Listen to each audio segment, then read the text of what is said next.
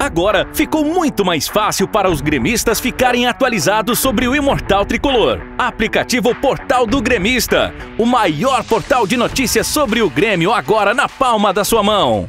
Sim. Ô, Galo, a gente sempre fala, né? Sempre comenta aqui no portal que a Série B, justamente por conta disso que você falou, né? O Grêmio, para não cair ano passado, brigou por 16 vagas no Campeonato Brasileiro. Por 16 vagas na tabela, ele não cairia. Para subir, que é o que ele tem na Série B, ele briga por 4. Então é um campeonato muito mais difícil, né? Um campeonato muito mais restrito, onde Sim. você tem uma margem de erro muito menor. E calha dessa Série B ainda ter Cruzeiro, ainda ter Vasco, ainda ter outros bons times. Queria a sua visão sobre esse desafio dessa Série B em específico e se há realmente uma mudança na Série B nos últimos anos, né? Qual a principal característica que você vê aí na Série B, né, como desafiadora nesse sentido? Você vê clubes que estão surgindo aí, se erguendo, como é a Tombense, por exemplo, Sim. que hoje é a sexta colocada.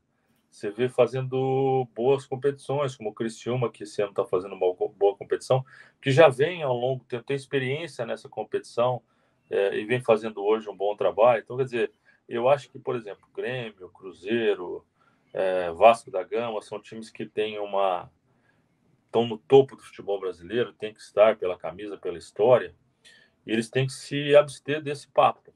Acho que o Grêmio tem que pensar nele, olhar só lá na frente, montar uma grande equipe, ter uma grande gestão no ano e não se importar com os outros. Uhum. Se ele baixar e se igualar aos outros, ele vai ter dificuldade. Então o Grêmio tem que focar realmente em estar entre os 4 o campeonato inteiro, cada vez mais acelerado, melhorando a sua equipe durante o ano. A janela agora vai acontecer, melhorar a sua equipe na janela e pensar lá na frente, não olhar para trás, porque a Série B ela tem um segredo muito grande. Quando você fica olhando para trás, dificilmente você sobe.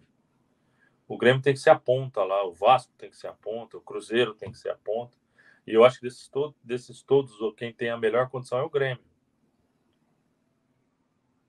Entendeu? Ô Galo, por que, pegando essa sua resposta, então, junto com outras questões que você já falou, da SAF, hoje a gente tem os dois principais, quem a gente considera os dois principais adversários no Grêmio, por questão de tamanho, de história, né, que são clubes que não estão habituados a esse ambiente da Série B, que são o Vasco e o Cruzeiro, os dois nesse formato de SAF, que você defendeu há pouco, falando que é realmente uma solução. E a gente tem o Grêmio sem esse formato e numa condição... o Grêmio ainda tem um ano eleitoral. O Grêmio no segundo semestre vai ter as eleições ali, então assim, prometem bastidores mais agitados do que a gente já tem, né, Cassião? Que não são nem um pouco calmos ultimamente. Então, por que na sua visão que o Grêmio é o time que tem mais condições de fazer esse bom caminho na Série B? Eu acho que tem um elenco bom, eu acho que tem um histórico, principalmente nos jogos aí no Sul, de o Grêmio ser um time que realmente se impõe sobre os adversários. Uhum. Eu acho que até um pouco mais do que Vasco, pelo histórico do Vasco nos últimos anos, o próprio Cruzeiro, que já está aí há 2 anos, está indo por terceiro, né, na Série B.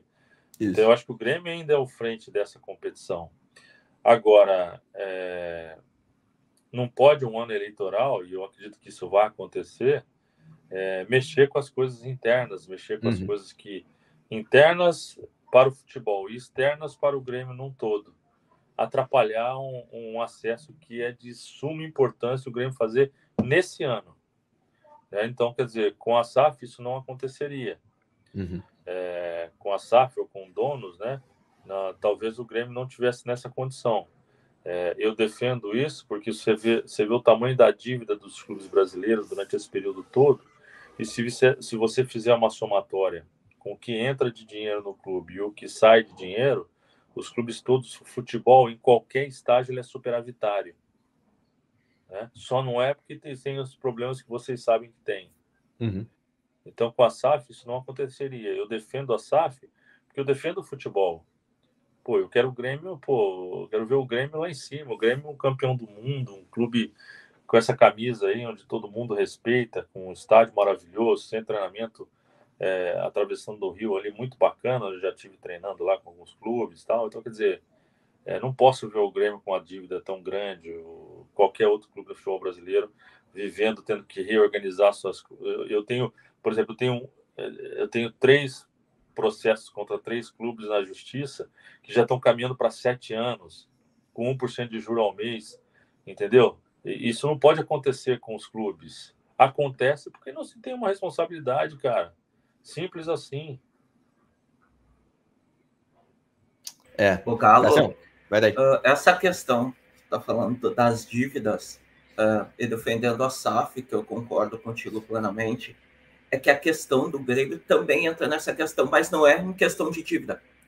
A questão do Grêmio, o Grêmio sempre, nos últimos anos, sempre teve um superávit bem alto. O Grêmio sempre organizou, o Romildo, quando entrou, organizou as contas. Só que o que acontece, Galo? O Grêmio vende bem e contrata mal. Então tem essa responsabilidade que eu acho que também não teria se fosse SAF. Teria uma responsabilidade maior nas contratações de técnicos, de jogadores, onde iria esse dinheiro. A questão do Grêmio não é, por exemplo, hoje eu vejo o Galo, não sei se estou acompanhando, eu vejo que o Galo, o Atlético Mineiro, tem uma dívida enorme. E aí eles já não sabem se vão conseguir fazer o projeto que eles estavam querendo para ser campeão disso, daquilo. O Grêmio não foi a questão da dívida, foi a questão de gestão, de contratação, de venda, onde vai aquele dinheiro, que também entra nessa questão da SAF. Se o Grêmio fosse SAF, estaria mais organizado, teria essa responsabilidade fiscal que tu falou. Então, o Grêmio, essa é a diferença para os outros clubes que estão totalmente endividados.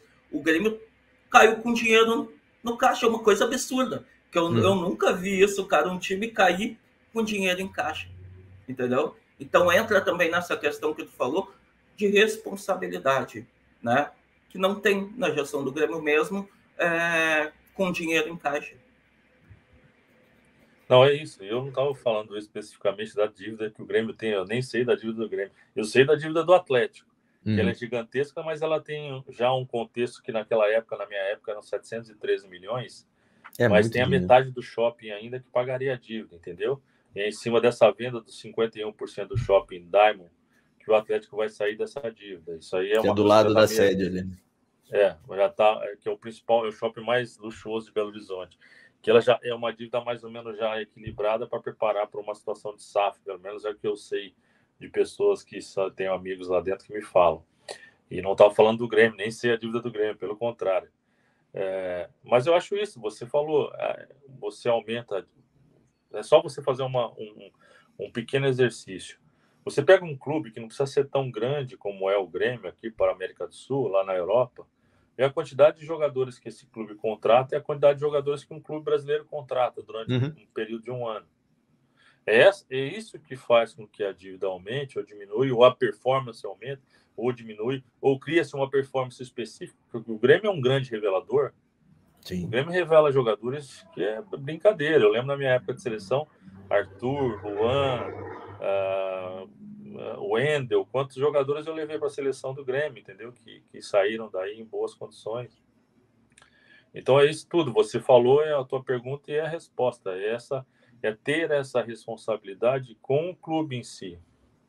Não contratar por causa de uma pressão, não trazer 5, 6, 8 jogadores numa janela, depois vira o ano, manda 8 embora e traz mais 8. Isso não acontece num clube que tem proprietário.